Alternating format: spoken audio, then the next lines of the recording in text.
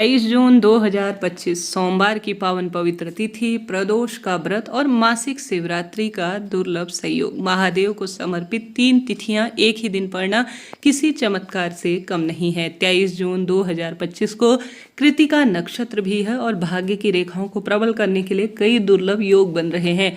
आप भले ही व्रत उपवास करें या नहीं कर पाते हैं, आप सभी को इन कार्यों को करने का प्रयत्न करना चाहिए। लंबे समय से ट्रांसफर, नौकरी, पुत्र, विवाह, रोग, कर्ज या कोई भी दुख पीड़ा आपको परेशान कर रहा है, उसका निदान होगा और सभी समस्याओं का समाधान अपने आप हो जाएगा। कैसे, कब करें, ध्यान से सुने और अंत तक बने रहें। यह दिन कोई साधारण नहीं है।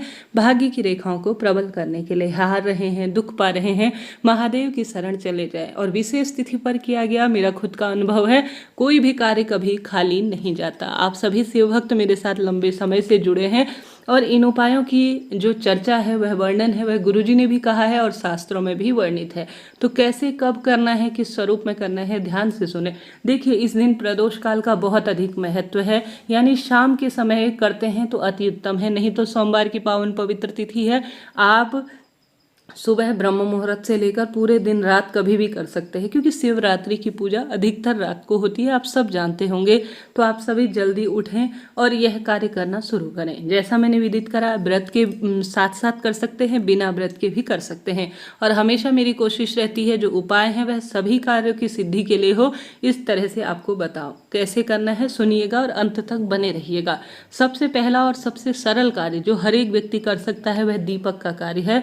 23 जून सोमवार के दिन आप सभी, गुरुजी कहते हैं, आपको कोशिश करनी चाहिए जब भी मासिक शिवरात्रि और प्रदोष का व्रत आए, सुबह और शाम, संभव हो तो प्रदोष काल में करें, अति उत्तम परिणाम मिलेंगे। सबसे पहले आप दीपक महादेव के मंदिर में और बेलपत्र पेड़ के नीचे और घर के दरवाजों पर, इन 3 स्थानों पर आपने अगर दीपदान कर लिया तो समझ लीजिए आपने सब कुछ प्राप्त कर लिया।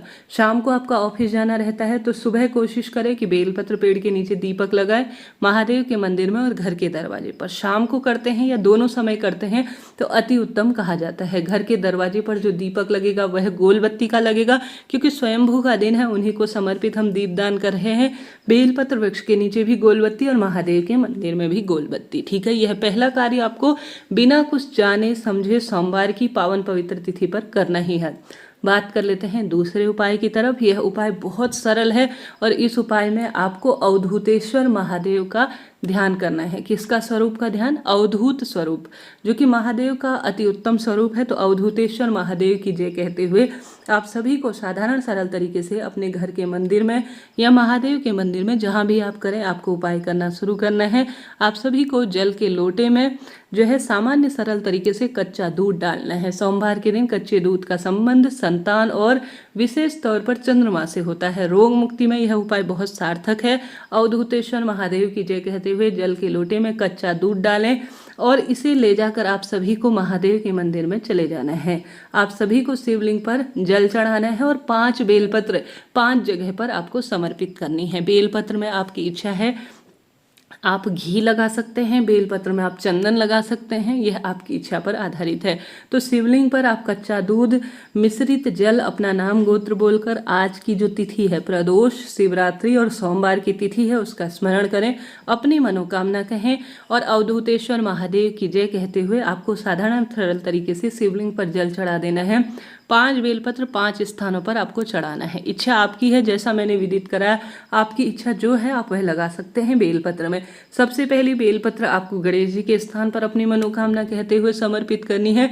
दूसरी आप सभी जो है माता अशोक सुंदरी, तीसरी कार्तिकेय भगवान, चौथी माता रानी के हस्तकमल और 5वीं आप शिवलिंग पर बेलपत्र समर्पित कर दीजिए। इस तरह से कच्चा दूध, मिश्रित जल, अवधूतेश्वर महादेव के नाम से जो भी विशेष तिथि पर शिवलिंग पर चढ़ाता है और 5 स्थानों पर बेलपत्र समर्पित कर देता है, उसका दुर्भाग्य कोई भी चल रहा हो वह सौभाग्य में बदल ही जाता है। ठीक है, इस उपाय को आप किसी भी कामना, ग्रह कलेश के लिए या नवग्रहों की दशा सुदृढ़ नहीं है उसके लिए, हर स्वरूप में सुख देने के लिए किसी भी तरह से आप कर सकते हैं। लाभ तो आपको होना ही है।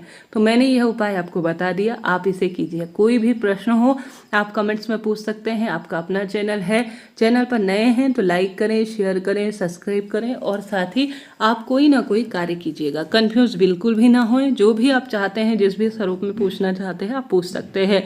इसके साथ साथ अन्य उपाय भी बहुत सारे हैं। जैसा कि आप सभी जानते होंगे, इस दिन किया गया कोई भी उपाय कभी निष्फल नहीं जाएगा, अद्भुत स्वरूप में भाग्य की रेखाओं को प्रबल ही करेगा। कैसे करना है, ध्यान से सुने और अंत तक बने रहें। सबसे पहले आप जानते होंगे, आपके कोई भी कुंडली विश्लेषण हो या आप पुत्र प्राप्ति के लिए डेट निकालवाना चाहते हैं, कोई कुंडली बनाना चाहते हैं या किसी भी तरह से ज्योतिष परामर्श के लिए आप ऊपर दिए गए नंबर से बात कर सकते हैं। पंडित जी से आप सीधे बात कर लेंगे और आप किसी भी स्वरूप में हर प्रश्न का उत्तर थोड़ा सा ब्राह्मण दक्षिणा देकर आप प्राप्त कर सकते हैं। तो ऊपर नंबर दिया गया है, ब्राह्मण जो है विशेष पंडित जी से आप बात करने के लिए इस नंबर को चुन सकते हैं। इसके साथ साथ अन्य उपाय की तरफ चलते हैं।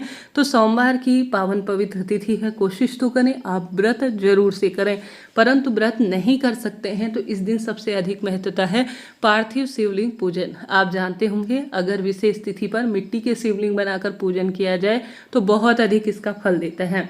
तो संभव हो तो बेलपत्र वृक्ष के नीचे आप पार्थिव शिवलिंग पूजन कर सकते हैं।